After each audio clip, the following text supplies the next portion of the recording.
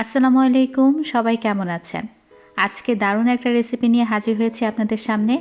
এর বিশেষত্ব হলো একবার বানিয়ে 2 থেকে 3 মাস অনায়াসে সংরক্ষণ করতে পারবেন। বানাতে লাগে অল্প কিছু উপকরণ, অল্প সময় এবং অন্যান্য অনেক বরফি রেসিপি থেকে অল্প শ্রম। তৈরি করে দেখাবো সুজির কাটলি বরফি। রেসিপিটা শুরু করার আগে অনুরোধ করব আপনারা অবশ্যই উপকরণের পরিমাপগুলো ঠিক রাখবেন। যদি কোনো কারণে উপকরণের পরিমাপগুলো এলোমেলো করে ফেলেন বা একটা কম বেশি করে ফেলেন, রেসিপিটা কিন্তু ভালো হয় না। চলুন তাহলে শুরু করি। চেষ্টা করবেন আমি ঠিক যেই সিরিয়ালে কাজ করছি সেভাবেই কাজটা করতে। প্রথমেই আমি মোল্ড তৈরি করে নেব, যেটার মধ্যে আমি বরফিটাকে জমতে দেব। সেই জন্য একটা পাত্রের মধ্যে আমি কয়েক ফোঁটা তেল দিয়ে খুব ভালো মতো ব্রাশ করে নিচ্ছি। এতে আমাদের পরবর্তীতে বরফিটা তুলে নিতে সুবিধা হবে। আপনারা চেষ্টা করবেন এর মধ্যে কাচের পাত্রটা ব্যবহার করতে, তাহলে আরও বেশি সহজ হয় কাজটা করা। বরফিটা চেপে বসানোর জন্য একটা ছোট এরকম পাত্র লাগবে, পরবর্তীতে আমি আপনাদেরকে দেখিয়ে দেবো। সেটাতেও তেল ব্রাশ করে নিয়েছি এবং বরফিটা আমাদেরকে একটু ভারী তলাযুক্ত পাত্রে করতে হবে।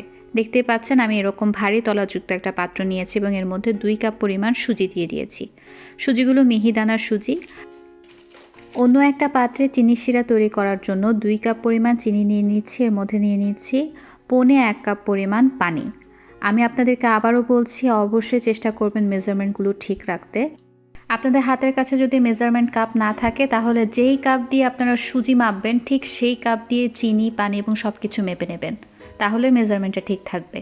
এখন আমি চিনি শিরাটাকে চুলায় বসিয়ে দিয়েছি। চুলার আঁচটা মিডিয়ামে রেখে অনবরত নাড়তে হবে যেন চিনিটা নিচে লেগে না যায়। চিনি যদি নিচে লেগে যায় তাহলে কিন্তু চিনির শিরার রঙটা পরিবর্তন হয়ে যাবে।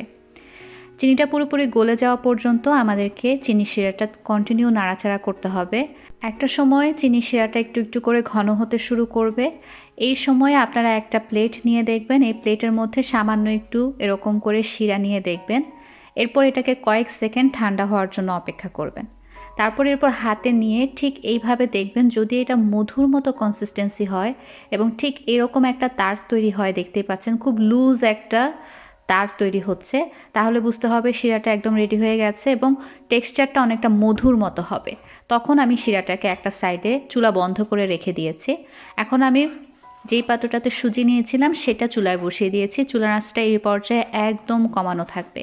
আপনাদের চুলার সবচেয়ে কম আঁচে আপনাদেরকে এই সুজিটা ভাজতে হবে। আমার ভাজতে 7 থেকে 10 মিনিটের মতো সময় লেগেছে। আপনাদের হয়তো কম বা বেশি লাগতে পারে, চুলার আঁচের উপর নির্ভর করে এটা কম বা বেশি লাগে সময়টা। তো আপনারা এরকম করে সুজিটাকে ঠিক এইভাবে উপর থেকে চামচের সাহায্যে ফেলে দেখবেন। ভাজা হয়েছে কিভাবে বুঝতে পারবেন, দেখবেন যে সুজির দানাগুলো সব অনেকটাই আলাদা হয়ে গেছে এবং সুজির রঙটা কিছুটা পরিবর্তন হয়েছে। সেই সাথে পারফেক্টলি সুজিটা ভাজা হলে যে একটা সুন্দর ঘ্রাণ পাওয়া যায়, সেটাও আপনারা পাবেন। চুলার আঁচ কিন্তু অবশ্যই একদম কমে থাকতে হবে। এরপর আমি আধা কাপ পরিমাণ গলানো ঘি এখানে দিয়ে দিয়েছি। আপনারা চাইলে বাটার ব্যবহার করতে পারেন, কিন্তু তেল ব্যবহার করলে হবে না। আপনারা চেষ্টা করবেন বাটার কিংবা ঘি ব্যবহার করতে।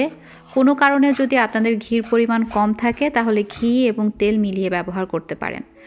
এখন আমি 1/3 কাপ পরিমাণ গুঁড়া দুধ দিয়ে দিয়েছি এবং 1/3 কাপ পরিমাণ শুকনা নারকেল দিয়েছি।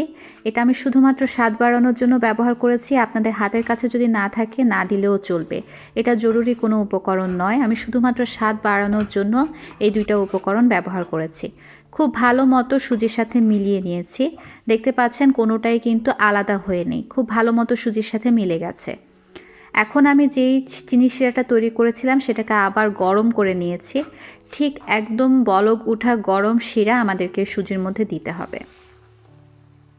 এই বিষয়টা অবশ্যই খেয়াল রাখবেন, কোনোভাবে ঠান্ডা শিরা ব্যবহার করতে যাবেন না, তাহলে কিন্তু আপনাদের বরফি ভালো হবে না। অবশ্যই বলক উঠা গরম শিরা আমাদেরকে এই সুজির মধ্যে দিয়ে দিতে হবে এবং এই পর্যায়ে একটানা অনবরত নাড়াচাড়া করতে হবে। দেখতেই পাচ্ছেন প্রথম অবস্থায় এটা অনেকটাই লিকুইড থাকবে। আপনারা এই পর্যায়ে চুলার আঁচটা শিরা দেওয়ার পরে মিডিয়াম এবং লোয়ের মাঝামাঝিতে করে রাখতে পারেন। আপনাদের কাজটা সহজ হবে, সময়টা কিছুটা কম লাগবে। কিন্তু কোনোভাবে মিডিয়াম বা মিডিয়ামের চেয়ে বেশি চুলা রাখবেন না, তাহলে নিচে লেগে যাবে, পুড়ে যাবে। মিডিয়াম এবং লোয়ের মাঝামাঝিতে রেখে ঠিক এইভাবে অনবরত নাড়তে হবে। একটা সময় নাড়তে নাড়তে আপনারা খেয়াল করবেন সুজির এই মিক্সচারটা পুরোপুরি হাঁড়ি থেকে আলাদা হতে শুরু করেছে। সেই পর্যন্ত আমাদেরকে এই সুজিটা নাড়তে হবে। চুলার আঁচটা মিডিয়াম এবং লোয়ের মাঝামাঝিতে রেখে ঠিক সেই রকম মিশ্রণের টেক্সচারটা আসতে 5 থেকে 7 মিনিটের মতো সময় লাগে, এর চেয়ে বেশি লাগে না। আপনারা অবশ্যই খেয়াল রাখবেন চুলার আঁচের উপরে, এবং আপনাদের চুলার আঁচের উপর নির্ভর করে সময়টা কিন্তু কম বা বেশি লাগতে পারে। আমি কন্টিনিউ এটাকে নাড়তে শুরু করেছি এবং একবারও কিন্তু নাড়া বন্ধ করা যাবে না, বন্ধ করলে নিচে লেগে যাবে। ঠিক শেষ মুহূর্তে আমি নামানোর ঠিক আগ মুহূর্তে এটার মধ্যে 2 থেকে 3 ফোঁটা কেওড়া জল দিয়ে দিয়েছি সুন্দর ফ্লেভারের জন্য। তারপর আবারও নাড়তে শুরু করেছি। দেখতে পাচ্ছেন এখন কিন্তু পাত্র থেকে অনেকটাই আলাদা হয়ে এসেছে আমার সুজির মিক্সচারটা। এই পর্যায়ে অবশ্যই আপনাদেরকে খুব তাড়াতাড়ি কাজটা করতে হবে, চুলা বন্ধ করে সাথে সাথে পাত্রের মধ্যে এটা ঢেলে ফেলতে হবে। এই পর্যায়ে অনেক তাড়াতাড়ি এই বরফিটা কিন্তু জমে যায়। ঠিক এই শেষ সময়টাতে খুব ঝটপট আমাদের কাজটা করে নিতে হবে। যেই পাত্রে বরফিটা জমাবেন সেটাতে ঢেলে সাথে সাথে এরকম একটা পাত্র দিয়ে চেপে চেপে এটাকে বসিয়ে দেবেন। কোনোভাবেই সময় নষ্ট করতে যাবেন না, তাহলে কিন্তু বরফিটা জমে যাবে, আপনারা এটাকে আর শেপ দিতে পারবেন না। গরম থাকতে থাকতে ঠিক এটাকে এভাবে চেপে চেপে একটা সাইজ করে ফেলতে হবে, এবং হালকা গরম থাকা অবস্থাতে বরফিটাকে কেটে ফেলতে হবে। আপনারা শক্ত করে এটাকে কাটতে পারবেন না, তখন ভেঙে ভেঙে যাবে। ঠিক এরকম হালকা গরম থাকা অবস্থায়, নরম থাকা অবস্থায় আমাদের বরফিটা খুব ভালো মতো এভাবে কেটে নিতে হবে। কেটে নেওয়ার সময় একটু চেপে চেপে নিচ পর্যন্ত কেটে নেবেন, পরবর্তীতে কিন্তু আপনারা আর কাটতে পারবেন না বরফিটা। তো ঠিক এইভাবে আমাদের কাজটা করতে হবে। ঠিক আমি যেভাবে যেই সিরিয়ালে দেখিয়েছি সেভাবে কাজটা করলে আপনাদের জন্য সহজ হবে। মোল্ডটা যদি আমি আগে থেকে রেডি করে না রাখতাম তাহলে কিন্তু আমার কাজটা করতে অনেক ঝামেলা হতো, এবং সেই ক্ষেত্রে অনেক সময় আমি দেখেছি বরফিটা নষ্ট হয়ে যায়, মোল্ডে ঠিকমতো বসতে চায় না। কারণ বরফিটা যখনই ঠান্ডা হয়ে যাবে এটা আর আপনি সেট করতে পারবেন না। কেটে ফেলার পরে এটাকে আমি 10 থেকে 15 মিনিটের জন্য রেখে দিয়েছিলাম এমনি ঢাকনা দিয়ে। আপনাদেরকে এটা ফ্রিজেও রাখতে হবে না, নর্মাল টেম্পারেচারে রাখলেই একটা সময় দেখবেন এটা শক্ত হয়ে গেছে। 10 মিনিটের থেকে বেশি এটার সময় লাগে না।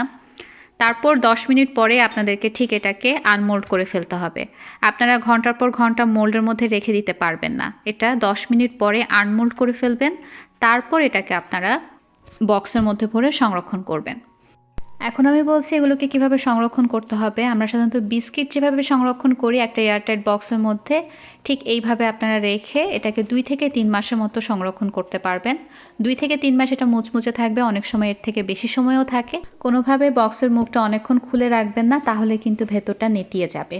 তাই অল্প করে আপনারা বরফি নিয়ে বক্সের মুখটার সাথে সাথে বন্ধ করে দেবেন। আমি একটু আপনাদেরকে ভেঙে দেখিয়ে দিচ্ছি, দেখুন এটা কতটা শক্ত এবং ক্রিস্পি হয়েছে, এবং খেতে খুবই মজা হয়েছে। আপনারা একবার হলেও বাসায় ট্রাই করবেন।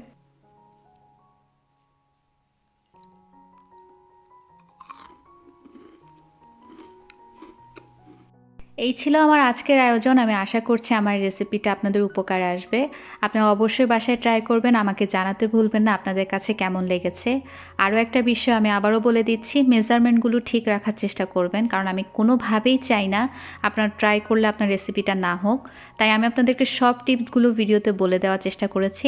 তারপরেও যদি কোনো প্রশ্ন থাকে অবশ্যই কমেন্ট বক্সে কমেন্ট করবেন, আমি উত্তর দেবো ইনশাল্লাহ। আল্লাহ হাফেজ, কিপ ওয়াচিং ভোজন বিলাস বাই আলাইসা।